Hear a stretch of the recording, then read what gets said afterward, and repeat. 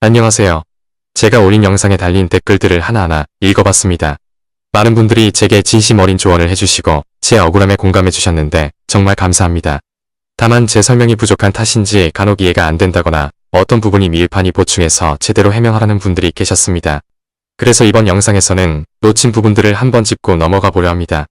우선 사건 당일부터 시간 순으로 무슨 일이 있었는지 자세히 말씀드리겠습니다. 우선 시작하기 전에 한 가지 설명드릴 게 있습니다.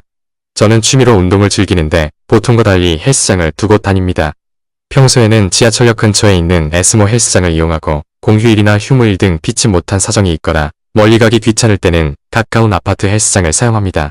사건 발생일은 일요일이었고 원래 다니던 곳 시용시간이 주말에는 18시까지라 저는 아파트 헬스장으로 향했습니다.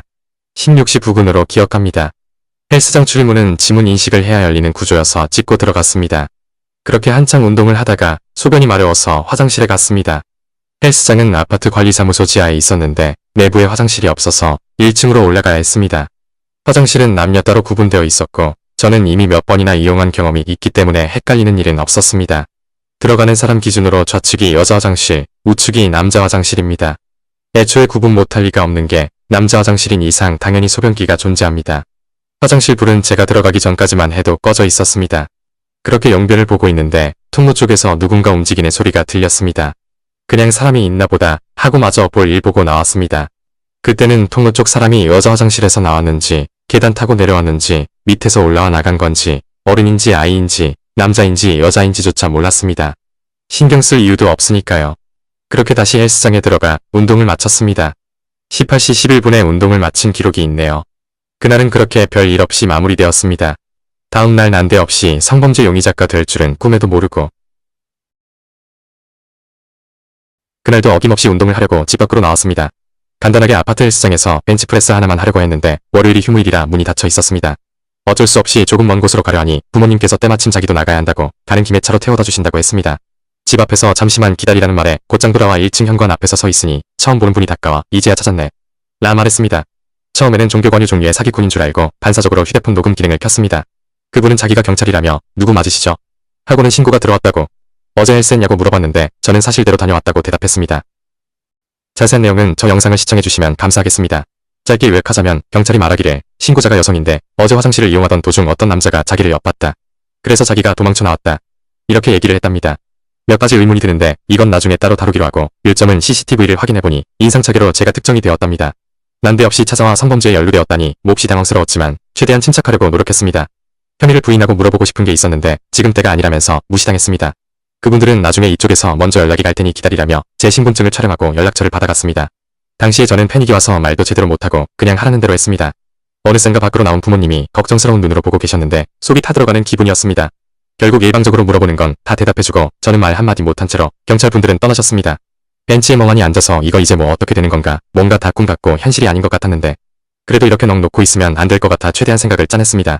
곧바로 변호사 상담 앱을 깔아서 가장 빠른 시간대로 예약을 잡고 그 사이에 CCTV 확보를 해야겠다 싶어 관리사무소로 향했습니다.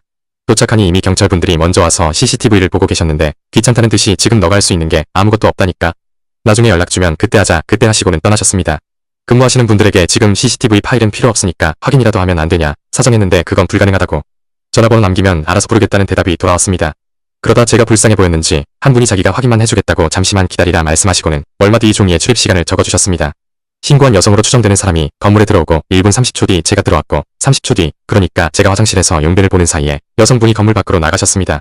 그로부터 1분이 지나고 제가 화장실에서 나왔습니다. 안타까운 건 CCTV가 화장실 쪽이 아닌 입구 쪽을 찍고 있었다는 건데 그래서 누가 어떤 화장실 쪽으로 들어갔는지 정확하게 알 수 없었습니다. 마음 같아선 영상을 확보하고 싶었지만 그건 안 된다고 딱 잘라 말씀하셨기 때문에 나중에 꼭 연락해달라고 한 뒤 집으로 돌아왔습니다. 집으로 돌아오고 얼마 지나지 않아 예약한 변호사에게 전화가 왔습니다. 무슨 상황인지 설명하니 변호사분께서는 현 상황에서 저에게 적용될 수 있는 법을 알려주셨습니다. 성폭법, 성폭력 범죄 처벌에 관한 특별법 중 성적 목적 다중이용장소 침입죄에 해당된다고. 최대 징역 1년에 벌금 1,000만원까지 선고될 수 있다는데 중요한 건 그렇게 유죄로 판결이 나버리면 빨간 줄은 물론이고 성범죄자 낙인이 찍혀 취업 제한의 신상 공개까지 말 그대로 인생이 끝장나버리게 됩니다. 들어보니 경찰이 이미 저를 거의 범인으로 점찍은 느낌이라며 이것저것 설명해 주셨는데 참 쉽지 않습니다. 정확한 증거도 없는데 신고자 말만 듣고 유죄 성립이 된다고요. 변호사님이 말하기를 피해자가 자신과 아무런 원한 관계가 없는 타인을 무고죄의 위험성을 감수하면서까지 신고할 이유가 없다고 판단한다고. 그래서 심증이 된답니다. 네, 요즘 세상이 이렇게 돌아갑니다. 피해자의 일관된 진술이면 물증의 유무는 별로 중요하지 않은 것 같습니다. 변호사님과의 상담은 결국 별다른 희망도 얻지 못하고 끝났습니다. 점점 불안해지는 게 가만히 있으면 안 될 것 같아 형사사법 포털에서 사건 조회라도 해보기로 했습니다. 그런데 본인 인증을 하고 관할 경찰서로 사건 조회를 하는데 안 나옵니다. 뭔가 싶어 경찰서에 연락해 신고 접수된 거 맞냐고 물어보는데 모른답니다. 나중에 다시 한번 전화해서 사건 번호 좀 알려달라는데 이번에는 본인이 직접 봐야 한답니다. 늦은 시간이었지만 불안해서 잠도 안 오니 갔다 오기로 결정했습니다. 이후로 어떻게 되었는지는 두 번째 영상을 보시면 알 수 있습니다.